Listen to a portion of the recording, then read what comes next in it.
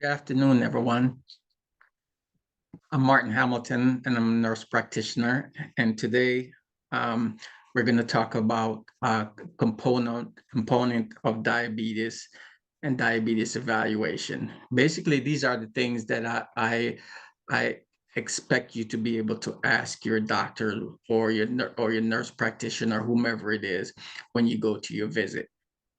To me, this is probably the most important component of any visit for any patient with diabetes, whether you're afflicted by diabetes or you're a family member taking care of a diabetic.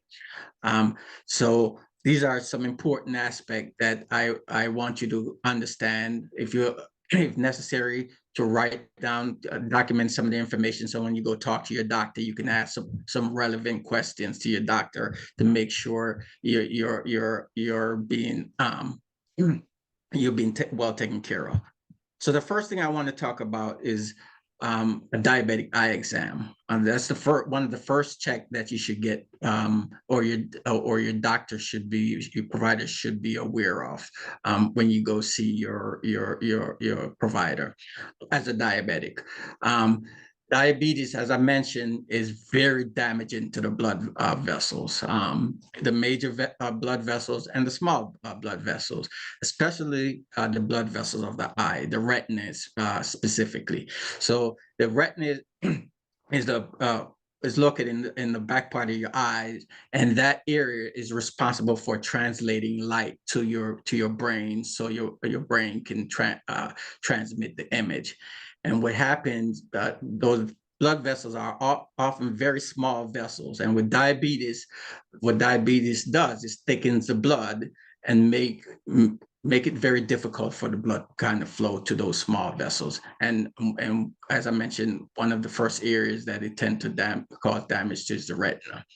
So you want to make sure you're getting your doctor is sending you every year to go get your eye checks, to make sure that your retina is intact and that you don't need any further treatment in terms of your retina. The other aspect is your cholesterol. Same is within the same respect. Diabetes makes your blood very thick, or very viscous, as we would term it. And as a result of that, it's easy for cholesterol to get build up in your blood system and cause blockage. Right, you're at significantly greater risk for that to occur than someone who doesn't have diabetes. So you want to make sure you're getting your cholesterol checked at a minimum every year. If you have complication, it may be every 6 months. Okay, so they can your provider can provide you the appropriate therapy to get your cholesterol under control. Your bad cholesterol, which is your LDL, as a diabetic, you want that to be below 70. Okay, for me, typically my goal is to get my patients bad cholesterol below 50. That's the ideal goal. But the bottom line is that the lower the better. Good cholesterol, which is your HDL cholesterol, there are two different numbers for the different genders. For female, you want that good cholesterol to be 40 and above. For males, you want that number to be 50 and above. And it's very important that you get those number within the appropriate level, because again, it increases your risk for stroke, for a heart attack, for lower extremity ischemia, or blockage of the vessel in the lower extremity, which in turn will often cause or lead to amputation. The third thing you want to make sure your doctor is doing is checking your blood pressure, and that should be done every visit, essentially, right? Your top number, which we refer to as your systolic pressure, should be 130 or below. Ideally, that number should be 120 or below. Okay, but at a minimum, you want it at 130 or below. The bottom number, which we refer to as the diastolic pressure, you want that number to be 80 or below, between 80 or 70. Okay, and the ideal number you want is that bottom number to be below 70. It's very important that you control your blood pressure for the same reason that that you want to control your cholesterol. But even more importantly, with the high blood pressure and the diabetes, that increases your chance for kidney disease at about fourfold. It's the number one cause of end stage, what we refer to as end stage kidney disease, which are the patients who you typically see on dialysis. So it's important that you get your blood pressure under control. So high blood sugar, high cholesterol, and high blood pressure, those three things are kind of they're siblings essentially. Typically, when you have diabetes, you typically end up with one or all three of those diagnoses. So you definitely want to make sure that your blood pressure is under control. Dental check. You need to make sure that your doctor is sending you to the dentist every year. Again, because of the complication of diabetes. Oftentimes, diabetics tend to have a lot of dental caries, a lot of tooth issues because of the impediment in circulation there. You just don't get a lot of circulation because of the blockage, because of the thick blood. So you want to make sure that you're getting your dental checks every year. You want to have them check your urine or get a urinalysis. And typically this is done depending on how well your blood sugar is controlled. They may do it even every visit. Some diabetics are definitely prone to urinary tract infection because of the high blood sugar content. Bacteria love sugar, and fungus love sugar. So it's important that you get your urinalysis done, not just to check for infection, but you want them to check to see if you have any what we call proteins in your urine. You should never have more than a little bit of trace of protein in your urine at any given time. If you have more than a trace, something is wrong with your kidney. So you want to get your urine check. Another thing we check in your urine, especially for the diabetics who are not well controlled, is ketones. Ketones are metabolism or metabolites, we refer to them as, from fat breakdown. And what happens is when you're diabetic, you can't use the sugar. Your body starts to break down a lot of fat. And that it causes a buildup of ketones. We can cause damage to your kidney. Not only that, it can lead to what's called metabolic acidosis, which is a very, very bad situation. So we tend to monitor the ketones, and it kind of gives us an idea of, how control your blood sugar, how well control your blood sugar is. We want to check. You want to make sure that they do what we call a complete blood count, where they check your liver and your kidney function. Sometimes the doctor may do what they call a basic metabolic function instead of the complete metabolic function. The difference between the two is the complete metabolic function.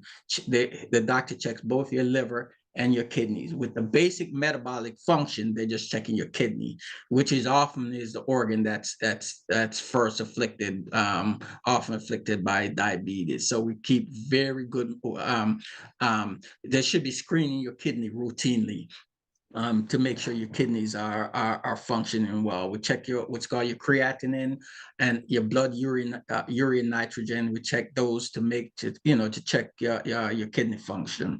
We check the medication that you're on. Oftentimes your doctor may put you on what we call ACE inhibitors or ARB, angiotensin receptor blockers. And those medications are very good because they protect your organs, not just the kidney, but your other organs. In the past, when we diagnosed with someone with diabetes, we would automatically put them on those medications, even if they don't have high blood pressure. Those are blood pressure medication, but we would just put them on it just to kind of protect those organs. We don't do that anymore. If the individual has good control of their blood pressure and they don't need the medication, then and good control of their blood sugar, then we try not to put them on any additional medication. Kidney checks. Your doctor should be sending you to your kidney doctor or your nephrologist at least once a year. Sometimes, depending on whether or not you have good control of your blood sugar, your primary care provider may just kind of monitor your kidney function in-house rather than sending you to the nephrologist. That's perfectly okay. Remember, if you recall, I mentioned that they should be checking your BNP, your basic metabolic panel. That gives us an idea of how well your kidneys function. So if you're well controlled and you don't have any issues, then it may not be necessary for them to send you to your kidney doctor every year. But if you're not well controlled, and especially if you start to develop a chronic kidney disease, a lot of urinary tract infection, it would behoove of your doctors to send you to see your kidney doctor every year to get your kidney checked. Obviously, your blood sugar, right? One of the things that I always do, I always have my patient maintain a blood sugar log. That gives me a good idea of what time of the day their blood sugar is high, what time of the day their blood sugar may be low if it's low, and it kind of helps me kind of titrate their medication per se. Help me to kind of determine what type of medication may be best for this patient. Or how much of that medication. So it's important for you to maintain a good blood sugar log and take it to your doctor when you go on your visit. You should get an EKG or ECG. That's the little device that they put on your chest to check the electrical activity of your heart. If you're 45 and older, you should have gotten at least a baseline ECG. It's not something that's necessarily have to be done every year, but you should have at least, if you're 45 and older, you should at least have one on file in case anything occur in the future and they have to do an EKG, they'll have something to compare it to. So you need to have a baseline EKG. Diabetic foot check, very important.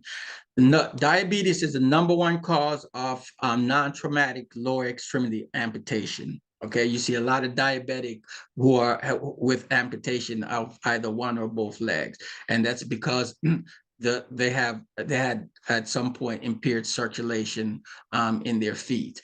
Oftentimes, what happens with diabetes, one of the first things they'll encounter when they're when their blood sugar is uncontrolled and they haven't really taken care of themselves, they'll develop what's called diabetic neuropathy.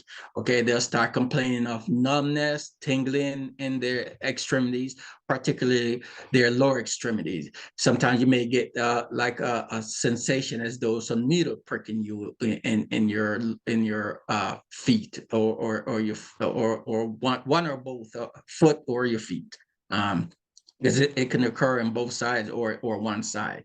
So oftentimes, so it's very important that you get your feet checked at least once a year. Your primary care provider can do that in the office, but oftentimes the primary care provider is very, very busy.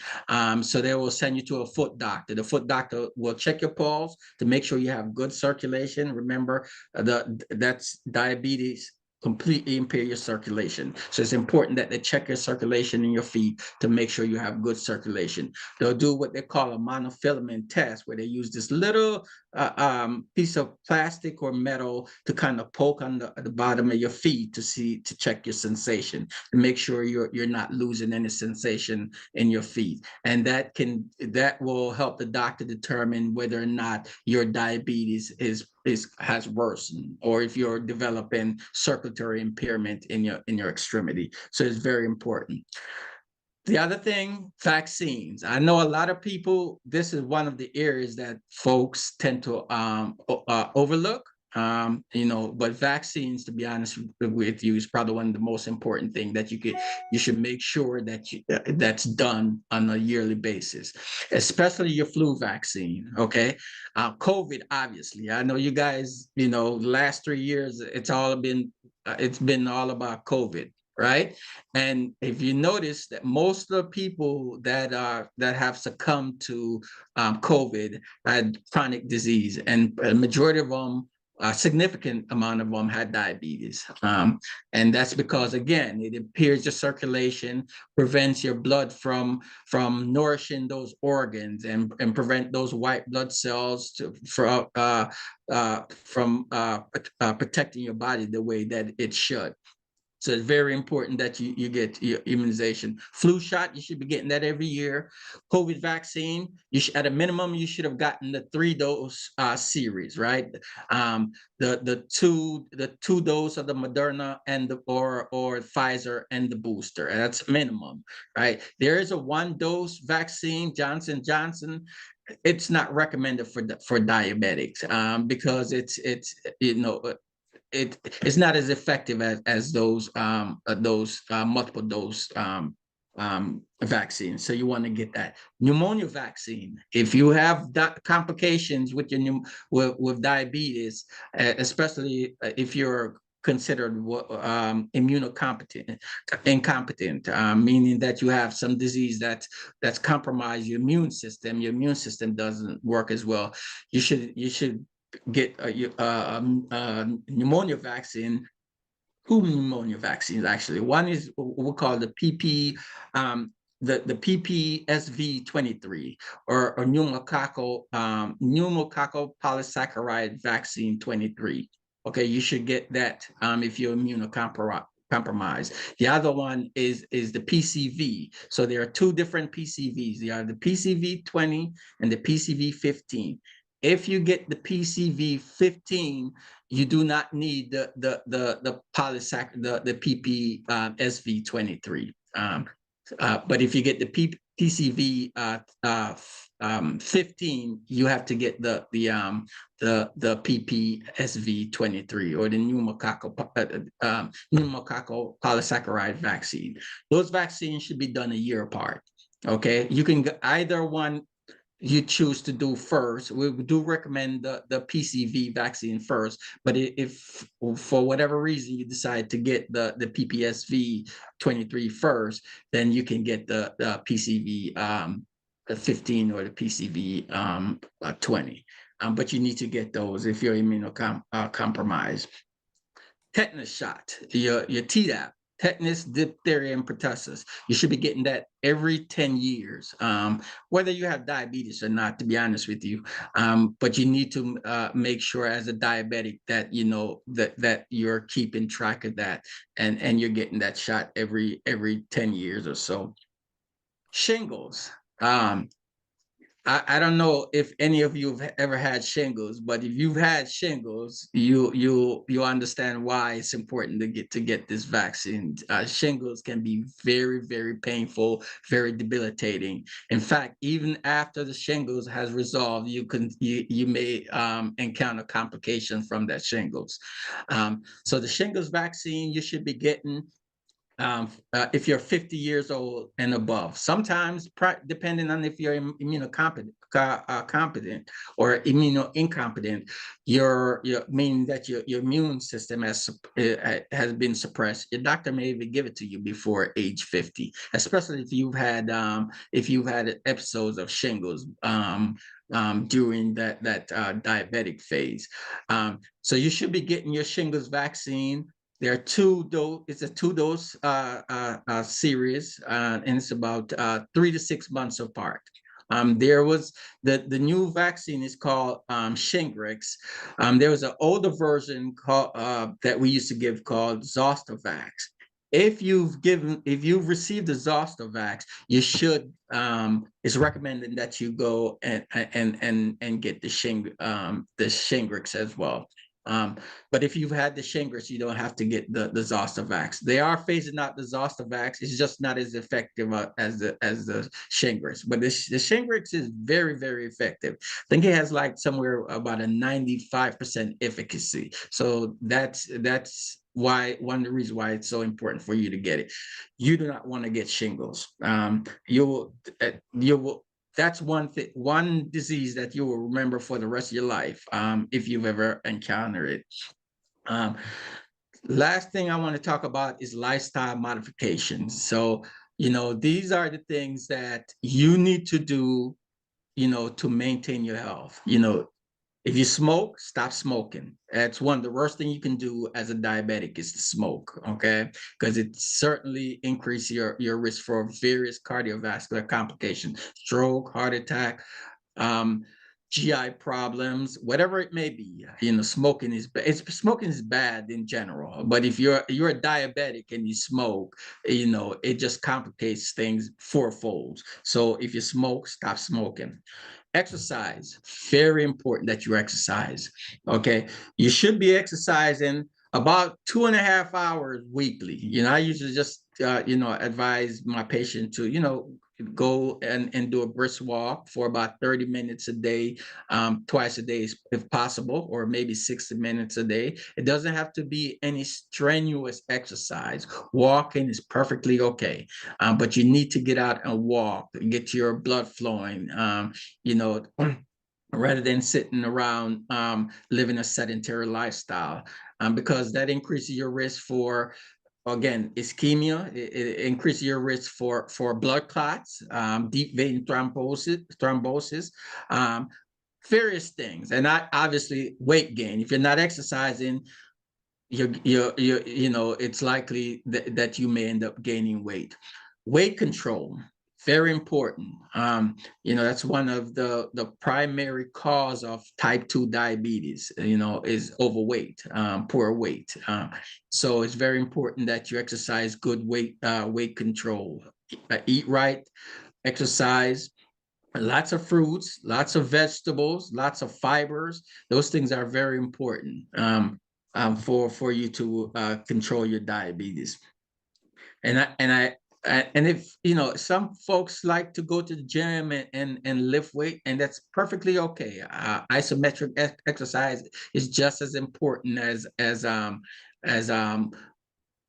going outside and walking and doing aerobic exercise. So if you're a weightlifter and you enjoy lifting weight, that's perfectly fine as well. But you need to be exercising. So that wraps up my talk for today. If you have any questions on today's topic or any other health-related questions, you may email Agape Health, Agape's Health at info@AgapeAdventFellowship.church. That's info@AgapeAdventFellowship.church. Thank you.